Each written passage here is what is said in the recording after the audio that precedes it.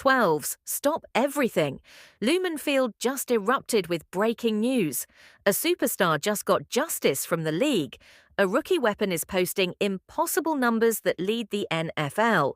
And a major trade deadline decision just got sealed by a critical injury. The NFL just confirmed the first bombshell. Washington Commander linebacker Frankie Louvu has been officially suspended 1 game without pay. The league reviewed the tape from the Week 9 destruction. This was his 3rd offense this season. That's the first domino. If you believe the 12s are the loudest fans in sports, prove it. Hit subscribe right now and let the 49ers hear you crumble. We are digging into the Louvu suspension later, but we must start with the offense because a rookie is breaking stats in a way we haven't seen in years. Stay locked. A shadow just stepped into the light at Lumen Field. Everyone is rightfully focused on Jackson Smith and Jigba. You should be. The man is leading the entire NFL in receiving yards. Right now, JSN has 948 yards. That is 117 more yards than Jamar Chase, and Chase has played an extra game. JSN is on another planet. He is the sun in this offensive solar system, drawing double and triple teams, a gravity that bends defenses. But JSN does not lead the Seattle Seahawks in touchdowns. Who does? The answer isn't JSN. It isn't the veteran Cooper Kupp. The answer is Torrey Horton. Yes, the rookie. The man very few casual fans even know exists. Horton has 6 total touchdowns this season. 5 of them are receiving touchdowns, and the 6th was a 95 punt return that blew the roof off Lumen Field. His 6 scores are tied for 13th in the entire NFL. But here is the number that is breaking the analytics department in Kirkland. He has those 6 touchdowns on only 29 total touches. Let that sink in. 29. It gets crazier. He has 5 receiving touchdowns on only 13 catches. The math is staggering. 38.5% of the time Torrey Horton catches a pass, he scores a touchdown. That is not just efficiency. That is predatory offense. That is a finishing rate that is statistically impossible to maintain. Yet, he keeps doing it. In Week 9 against Washington, he had 4 catches.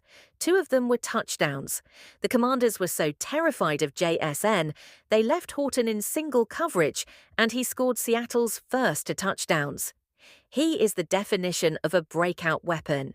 So the obvious question is, why isn't he playing more? Why isn't Sam Darnold targeting him 80 times a game? The answer is scheme and trust.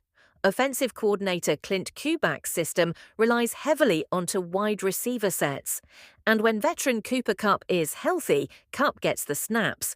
The reason Kupp is currently a far, far better blocker in the run game, Horton gets limited reps because he's still developing that part of his game, and Kubiak will not sacrifice the integrity of the run block. But he cannot possibly do more than what is being asked of him. His touchdown-to-catch rate is ridiculous. Of the 13 passes he has caught, only 1 did not result in a first down or a touchdown. His 14.9 yards per punt return average is 4th in the league.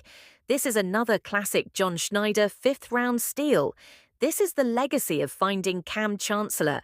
This is finding Richard Sherman. Will Horton have that kind of Hall of Fame impact? That is a massive shadow to fill, but he is clearly definitively outplaying his draft value. Cooper Kupp might be a 2 or 3 year rental, but 12s get used to this. The future duo is Jackson Smith, Jigba, and Torrey Horton. Do you think Horton needs to take snaps away from Kupp immediately, even if it hurts the run block?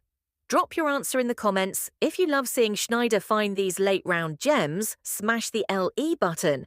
But the offense only functions if JSN stays on his feet. And in Week 9, 1 player tried to take him out. Now the NFL is handing out justice. It was the play that made Lumen Field hold its collective breath. 2nd and 17, 8 minutes and 1 second to go in the first quarter. Sam Darnold hits Jackson Smith-Jigba, and then Frankie Louvu grabbed him, swiveled his hips, and dropped all of his weight onto JSN's legs. It was the exact definition of the newly banned hip drop tackle, the exact play the league spent all off-season trying to legislate out of the game for safety reasons. The league office reviewed it, and today the punishment came down hard. ESPN's Adam Schefter confirmed the breaking news. Commander linebacker Frankie Lavu has been suspended without pay for one full game. This decision wasn't just about this one tackle on JSN. This was about a pattern of behavior. The NFL statement was clear, citing repeated violations of playing rules intended to protect the health and safety of players.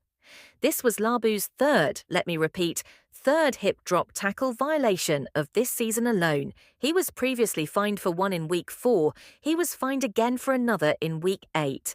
And in Week 9, against Seattle's #1 receiver, he did it again. The league had no choice but to escalate. The fines weren't working. Now he loses a game check. LVU is on a 3-year, $31 million contract, so he can certainly afford the financial hit. But the message is sent. The league will protect its stars, and JSN is one of the brightest. This tackle could have ended JSN's season. It could have derailed the entire Seahawks offense. Thankfully, JSN bounced back up. But the incident highlights how fragile this all is. And that news leads directly to the second bombshell, the man who broke the Lavu story. Adam Schefter dropped another cryptic warning just hours ago. Today is Tuesday, November 4th. That means it is the NFL trade deadline for PMM. Eastern is the cutoff. Schefter went on the Pat McAfee show and had this to say, quote, "I don't know that we're going to get much that's significant. We might. Seattle is interesting. As my friend Brian Windhorse would say, something is going on in Seattle. Yeah, something is going on in Seattle. Seattle would be a team to watch. What does Chef know? What is John Schneider cooking?" The entire league has been whispering one name, a former Pro Bowl cornerback who has been dangerously inconsistent in 2025. Do you think the one-game suspension for LVU was enough for a third offense that endangered a star player? Drop your thoughts below. The rumors are pointing directly at Riq Woolen, but the trade deadline drama just took a hard left turn because of what happened after that Commander game. The decision might be out of Schneider's hands. That phrase from Adam Schefter, "something is going on in Seattle," has been pointing directly at Riq Woolen. The trade rumors surrounding the former Pro Bowl corner have been definite, and Week 9 was supposed to be the final proof when the Seahawks defense took the field for the first drive against the Washington Commanders. Number 27 was on the sideline. Riq Woolen was not a starter. The starting quarterbacks were Devin Witherspoon and Josh Jobe. The safeties were Nick Emenery, Kobe Bryant, and Tayo. But the clearest indication of where Woolen stood on this depth chart was on that first drive. In 2 cornerback sets, Jobe was in and Woolen was out. This is why NFL analysts across the league have projected that the fourth-year corner was available. John Schneider, they said, was listening to offers. The logic was sound. Woolen's electric rookie season in 2022, when he grabbed 6 interceptions and made the Pro Bowl, feels like a long time ago. His issue over the last 2 seasons has been consistency. He plays as if he is assumed to be one of the best players in the league, but he isn't proving that every single week. He's been good in coverage, but he's been a liability and run support in tackling. The locker room knows it. The coaches know it.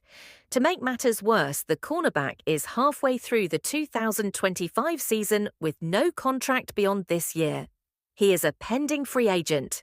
If Seattle doesn't plan to give him a massive extension and he's already lost his starting job, trading him at the deadline for a 3rd or 4th round pick seems like a smart business move. Get value now instead of letting him walk for nothing or for a low compensatory pick. That was the logic, but Riq Woolen very well might not be going anywhere now. The trade deadline is hours away and the decision has likely been sealed. During that Week 9 game, Josh Jobe, the man who started over Woolen, suffered a concussion. Jobe is now in the protocol. He is almost certainly going to miss Week 10 against the Arizona Cardinals.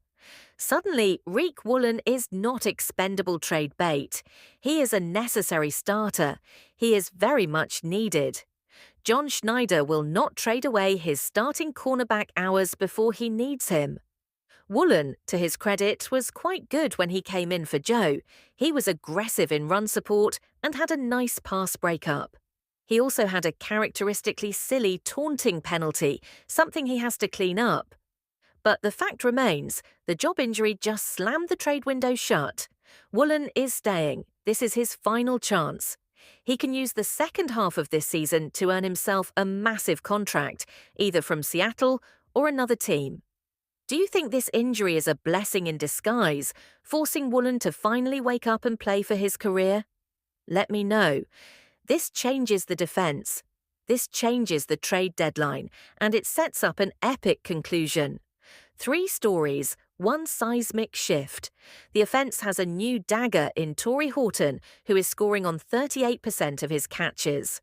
The leap protected the engine JSN by suspending Frankie Lavu for his 3rd illegal play, and the defense, by a twist of fate, keeps Riq Woolen. Josh Jobs' injury means the trade is dead. Woolen is now a starter playing for his career. This is the definition of high stakes.